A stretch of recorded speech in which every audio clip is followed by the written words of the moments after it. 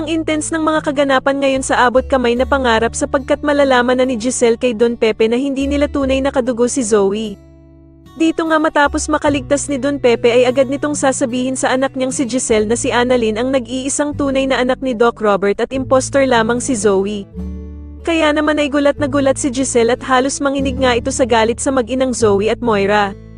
Samantala ay makakarating na din kay Doc Carlos ang balita na pinaghihinalaan din daw si Zoe na sangkot sa pagkawala ng kanilang lolo Pepe. Kaya naman ay takot na takot si Zoe dahil halos lahat na nga ng tao sa Apex ay pinaghihinalaan na siya.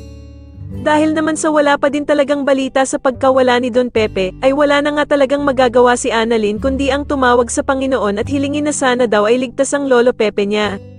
At dito nga ay mukhang magdidilang anghel si Annalyn dahil sa makokonsensya nga ang pulis na binayaran ni Moira at tutulungan itong makatakas si Don Pepe.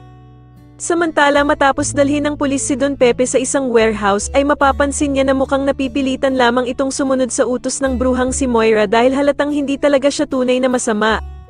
Dito nga ay maawa ang pulis kay Don Pepe kaya naman ay agad niya itong bibigyan ng tubig kaya naman ay sasabihin ni Don Pepe na mabait naman daw pala ito.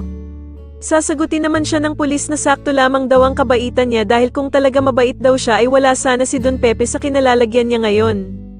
Habang papaalis naman ang pulis ay biglang matitigilan ito dahil sa o-offeran siya ni Don Pepe ng 10 milyong piso kapalit nga daw ng paglaya niya.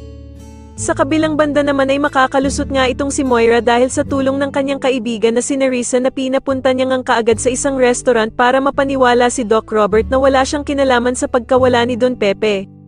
Pero nagkakamali siya kung akala niya ay mapapaniwala na niya sila kaagad dahil hindi maniniwala si Giselle at dito nga ay walang kaalam-alam si Moira na pinagmamasdan pa rin siya ng magkapatid at palihim na sinundan nga nila si Moira pag alis nito.